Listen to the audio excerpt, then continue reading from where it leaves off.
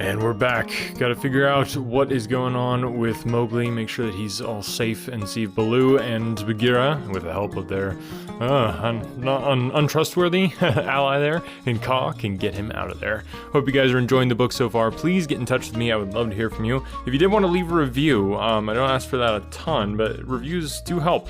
Just when somebody looks at the podcast and they see if it has recent reviews and positive reviews, that obviously helps them make a decision whether or not they want to listen. So, and don't forget the backlist. I know they've got a lot of new listeners coming in. There are over a dozen books that we've done so far. If you're enjoying this one, I know that you will love all the backlist audiobooks as well. So go check those out. We've got a little bit of something for everybody, and probably some books you've never heard before, as well as some of your favorites. So yeah, go check that out. Thanks guys for listening, and without further ado, let's get into it. They all knew where the place was, but few of the jungle people ever went there, because what they called the Cold Lairs was an old deserted city, lost and buried in the jungle, and beasts seldom use a place that men have used once. The wild boar will, but the hunting tribes do not. Besides, the monkeys lived there as much as they could be said to live anywhere, and no self-respecting animal would come within eyeshot of it except in times of drought, when the half-ruined tanks and reservoirs held a little water. "It is half a night's journey, at full speed," said Baghera, and Baloo looked very serious. "I will go as fast as I can," he said anxiously. "We dare not wait for thee. Follow, Baloo. We must go on the quick foot, Kaa and I." "Feet or no feet, I can keep abreast of all thy four," said Kaa shortly.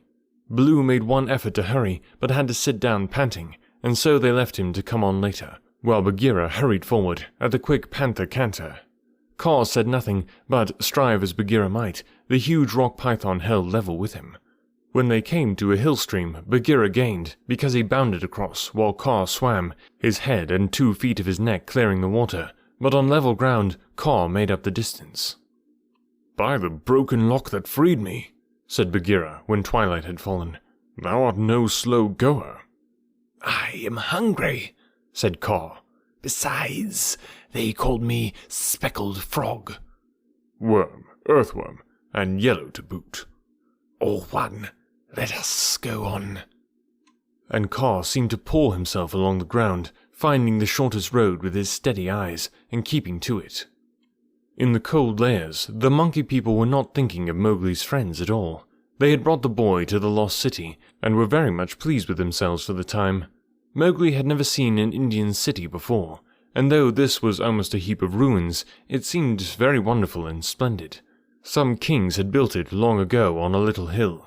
You could still trace the stone causeways that led up to the ruined gates, where the last splinters of wood hung to the worn, rusted hinges. Trees had grown into and out of the walls, the battlements were tumbled down and decayed, and wild creepers hung out of the windows of the towers on the walls in bushy, hanging clumps. A great, roofless palace crowned the hill, and the marble of the courtyards and fountains was split and stained with red and green, and the very cobblestones in the courtyard where the king's elephants used to live had been thrust up and apart by grasses and young trees. From the palace you could see the rows and rows of roofless houses that made up the city looking like empty honeycombs filled with blackness. The shapeless block of stone that had been an idol in the square where 4 roads met, the pits and dimples at street corners where the public wells once stood, and the shattered domes of temples with wild figs sprouting on their sides. The monkeys called the place their city, and pretended to despise the jungle people because they lived in the forest. And yet they never knew what the buildings were made for, nor how to use them. They would sit in circles on the hall of the king's council chamber, and scratch for fleas and pretend to be men, or they would run in and out of the roofless houses and collect pieces of plaster and old bricks in a corner, and forget where they had hidden them, and fight and cry in scuffling crowds, and then break off to play up and down the terraces of the king's garden, where they would shake the rose trees and the oranges in sport to see the fruit and flowers fall. They explored all the passages and dark tunnels in the palace, and the hundreds of little dark rooms, but they never remembered what they had seen and what they had not, and so drifted about in ones and twos or crowds, telling each other that they were doing as men did. They drank at the tanks and made the water all muddy, and then they fought over it, and then they would all rush together in mobs and shout, "There is no one in the jungle so wise and good and clever and strong and gentle as the Bandar-Log." Then all would begin again, till they grew tired of the city and went back to the treetops, hoping the jungle people would notice them. Mowgli, who had been trained under the law of the jungle, did not like or understand this kind of life. The monkeys dragged him into the cold lairs late in the afternoon, and instead of going to sleep, as Mowgli would have done after a long journey, they joined hands and danced about and sang their foolish songs.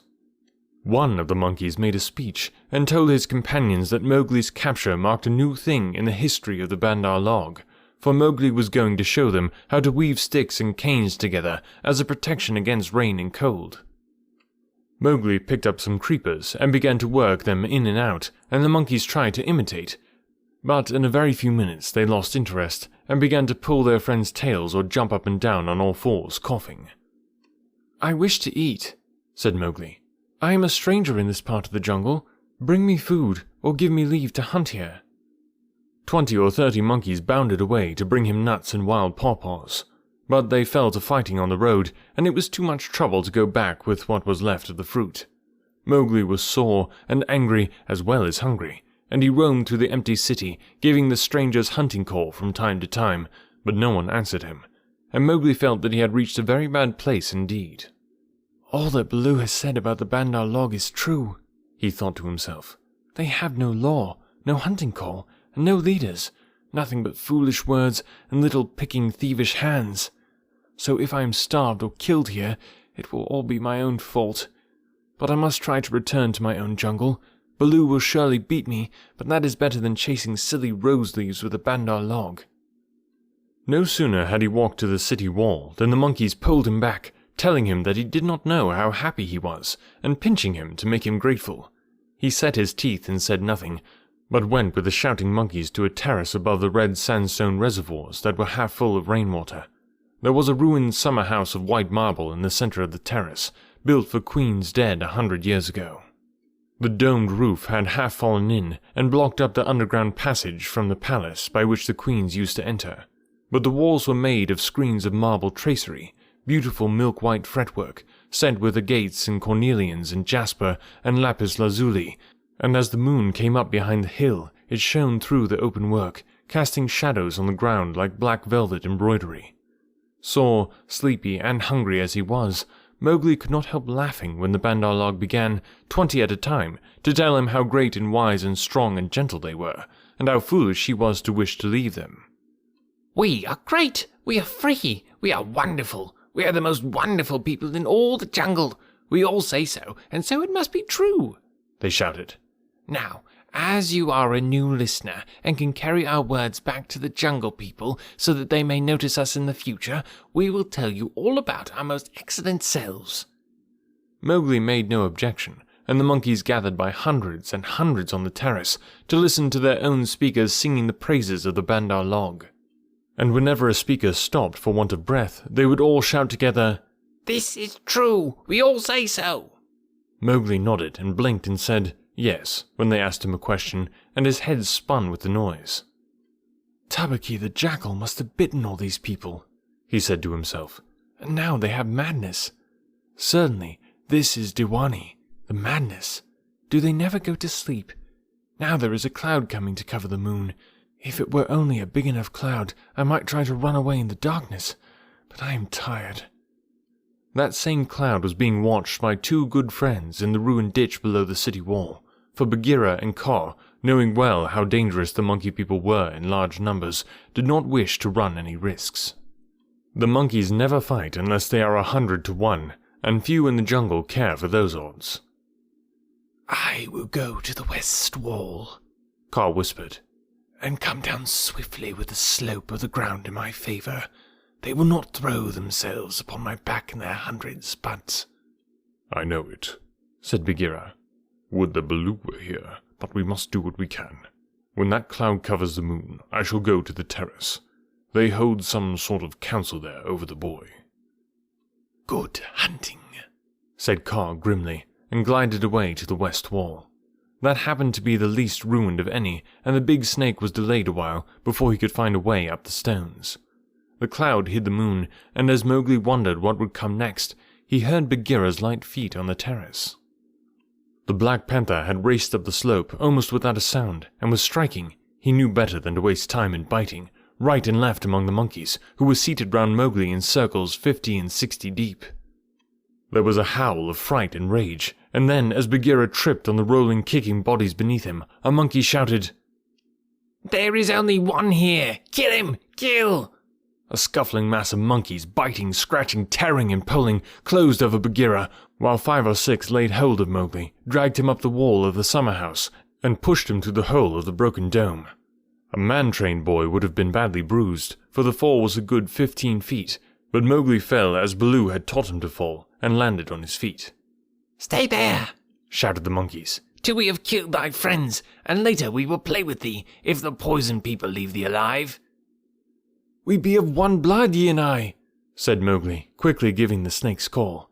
He could hear rustling and hissing in the rubbish all round him, and gave the call a second time to make sure. "Even so, down hoods all," said half a dozen low voices. Every ruin in India becomes sooner or later a dwelling place of snakes, and the old summer house was alive with cobras. "Stand still, little brother, for thy feet may do us harm." Mowgli stood as quietly as he could, peering through the open work and listening to the furious din in the fight round the Black Panther. The yells and chatterings and scufflings, and Bagheera's deep, hoarse cough as he backed and bucked and twisted and plunged under the heaps of his enemies. For the first time since he was born, Bagheera was fighting for his life. "Baloo must be at hand. Bagheera would not have come alone," Mowgli thought, and then he called aloud, "To the tank, Bagheera! Roll to the water tanks! Roll and plunge! Get to the water!" Bagheera heard, and the cry that told him Mowgli was safe gave him new courage. He worked his way desperately, inch by inch, straight for the reservoirs, halting in silence. Then from the ruined wall nearest the jungle rose up the rumbling war shout of Baloo. The old bear had done his best, but he could not come before. "Bagheera!" he shouted. "I'm here! I climb! I haste! Ahuara! The stones slip under my feet! Wait my coming, almost infamous Bandar-Log!" He panted up the terrace, only to disappear to the head in a wave of monkeys, but he threw himself squarely on his haunches and spread out his forepaws, hugging as many as he could hold, and then began to hit with a regular bat, bat, bat, like the flipping strokes of a paddle wheel. A crash and a splash told Mowgli that Bagheera had fought his way to the tank where the monkeys could not follow. The panther lay gasping for breath, his head just out of the water, while the monkeys stood 3 deep on the red steps, dancing up and down with rage, ready to spring upon him from all sides if he came out to help Baloo.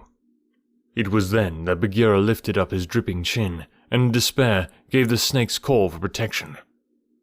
"We be of one blood, he and I," for he believed that Kaa had turned tail at the last minute. Even Baloo, half smothered under the monkeys on the edge of the terrace, could not help chuckling as he heard the Black Panther asking for help. Kaa had only just worked his way over the west wall, landing with a wrench that dislodged a coping stone into the ditch. He had no intention of losing any advantage on the ground, and coiled and uncoiled himself once or twice to be sure that every foot of his long body was in working order. All that while the fight with Baloo went on, and the monkeys yelled in the tank round Bagheera, and Mang the Bat, flying to and fro, carried the news of the great battle over the jungle, till even Hathi the wild elephant trumpeted, and far away scattered bands of the monkey folk woke and came leaping along the tree roads to help their comrades in the cold layers. And the noise of the fight roused all the daybirds for miles around. Then Kaa came straight, quickly, and anxious to kill. The fighting strength of a python is in the driving blow of its head, backed by all the strength and weight of his body.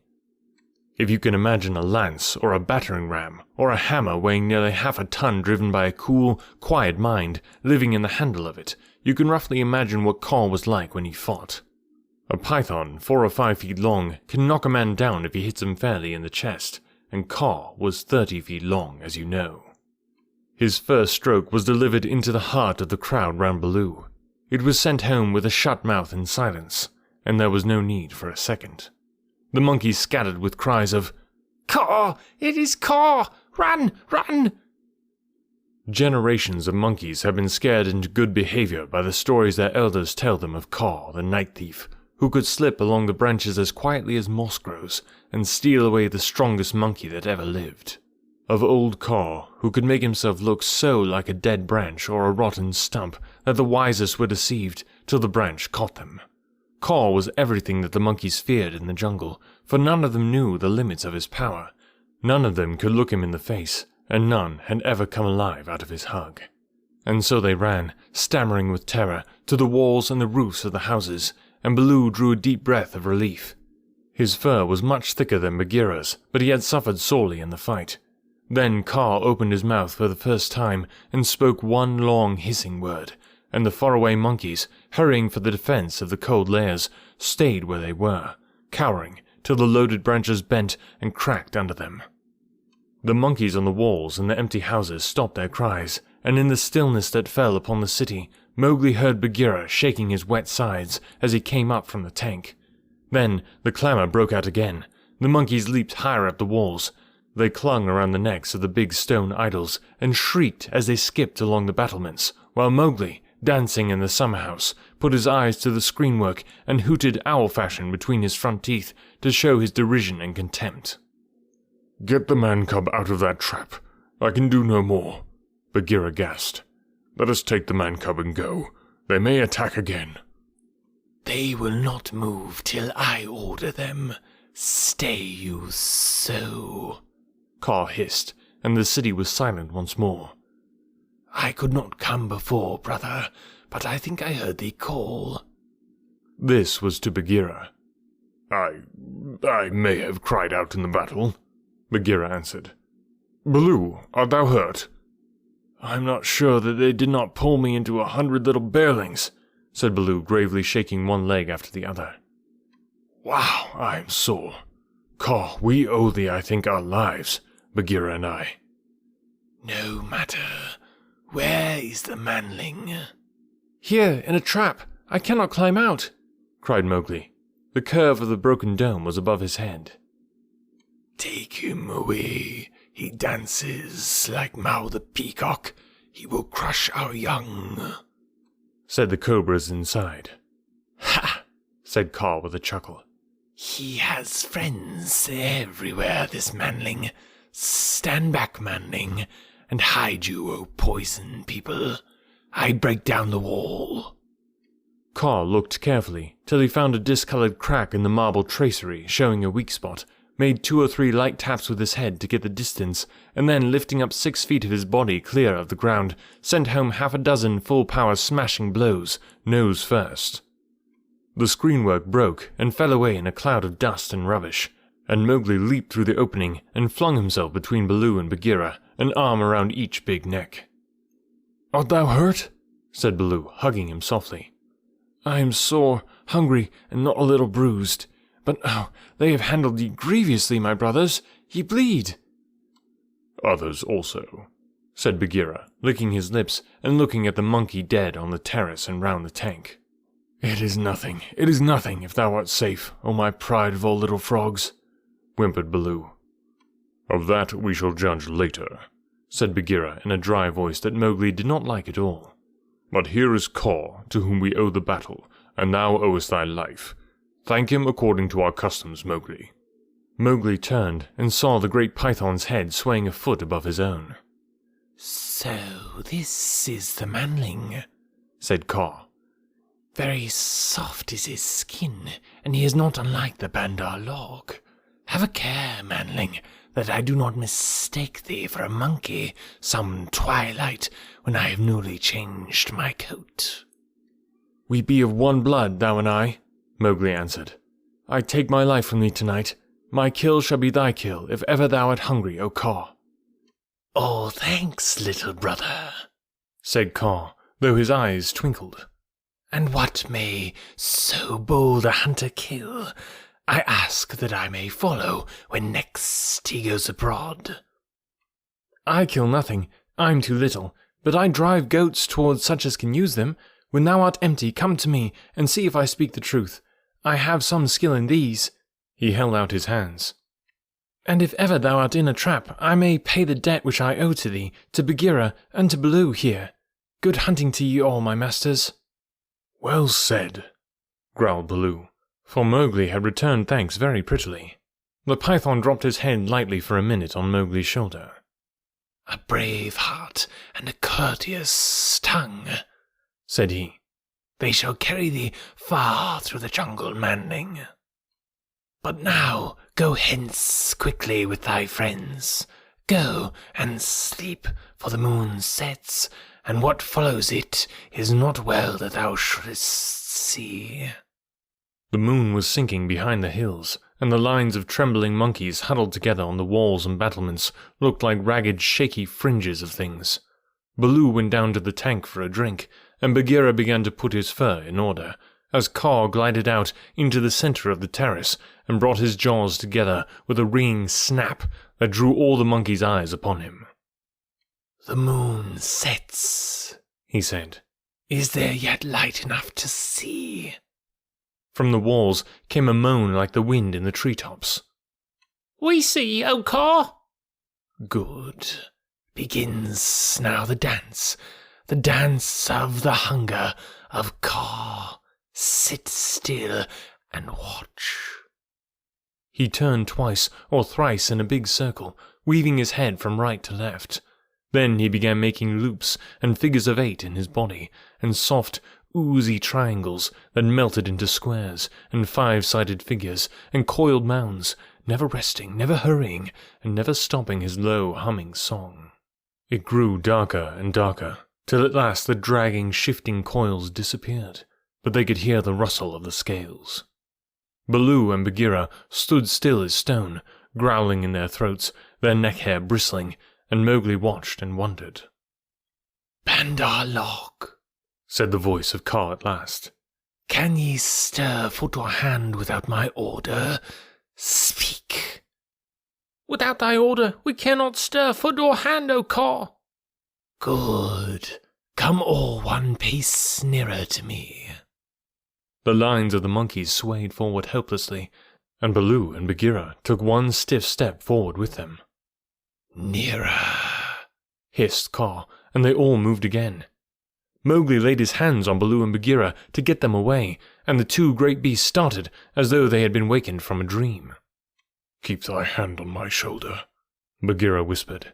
"Keep it there, or I must go back to Kaa. Ah." "It is only old Kaa making circles on the dust," said Mowgli. "Let us go." And the 3 slipped off through a gap in the walls to the jungle. "Oh," said Baloo when he stood under the still trees again. "Never more will I make an ally of Kaa." And he shook himself all over. "He knows more than we," said Bagheera, trembling. "In a little time, had I stayed, I should have walked down his throat." "Many will walk by that road before the moon rises again," said Baloo. "He will have good hunting, after his own fashion." "But what was the meaning of it all?" said Mowgli, who did not know anything of a python's power of fascination. "I saw no more than a big snake making foolish circles till the dark came, and his nose was all sore. Ha ha!" "Mowgli," said Bagheera angrily. "his nose was sore on thy account, as my ears and sides and paws, and Baloo's neck and shoulders are bitten on thy account. Neither Baloo nor Bagheera will be able to hunt with pleasure for many days." "It is nothing," said Baloo. "We have the man-cub again." "True, but he has cost us heavily in time which might have been spent in good hunting, in wounds, in hair. I am half plucked along my back, and last of all in honor.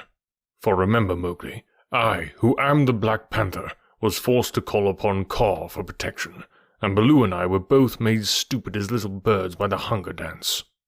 All this, man-cub, came of thy playing with the Bandar-Log." "True, it is true," said Mowgli sorrowfully. "I am an evil man-cub, and my stomach is sad in me." "What says the law of the jungle, Baloo?" Baloo did not wish to bring Mowgli into any more trouble, but he could not tamper with the law, so he mumbled, "Sorrow never stays punishment. But remember, Bagheera, he is very little." "I will remember, but he has done mischief, and blows must be dealt now. Mowgli, hast thou anything to say?" "Nothing. I did wrong. Baloo and thou are wounded. It is just." Bagheera gave him 6 love taps from a panther's point of view. They would hardly have waked one of his own cubs, but for a 7-year-old boy, they amounted to as severe a beating as you could wish to avoid. When it was all over, Mowgli sneezed and picked himself up without a word. "Now," said Bagheera, "jump on my back, little brother, and we will go home." One of the beauties of jungle law is that punishment settles all scores. There is no nagging afterward. Mowgli laid his head down on Bagheera's back and slept so deeply that he never waked when he was put down in the home cave. Chapter 4. Road Song of the Bandar-Log. Here we go in a flung festoon, halfway up to the jealous moon. Don't you envy our pranceful bands? Don't you wish you had extra hands? Wouldn't you like if your tails were so curved in the shape of a Cupid's bow? Now you're angry, but never mind. Brother, thy tail hangs down behind. Here we sit in a branchy row, thinking of beautiful things we know, dreaming of deeds that we mean to do, all complete in a minute or two. Something noble and wise and good, done by merely wishing we could. We've forgotten, but never mind. Brother, thy tail hangs down behind. All the talk we've ever heard, uttered by bats or beasts or bird, hide or fin or scale or feather, jabber it quick and all together. Excellent, wonderful, once again. Now we are talking just like men. Let's pretend we are. Never mind. Brother, thy tail hangs down behind. This is the way of the monkey kind. Then join our leaping lines that scumfish through the pines, that rocket by where, light and high, the wild grape swings. By the rubbish in our wake, and the noble noise we make, be sure, we're going to do some splendid things. See, another tiny little chapter there at the end, so just a little cap things off there, and we'll be getting into another new story of the Jungle Book next week, so yeah, would love to hear from you if you're enjoying it. Any feedback is always appreciated. Thanks guys for just listening to the podcast. I love doing this, and wouldn't be much of a podcast if it didn't have some listeners, so I'm glad that you're here, and glad that we get to do this. Yeah, tell your friends about it. If you enjoy the podcast, I'm sure they would as well. Thanks guys for listening, and we'll catch you next week.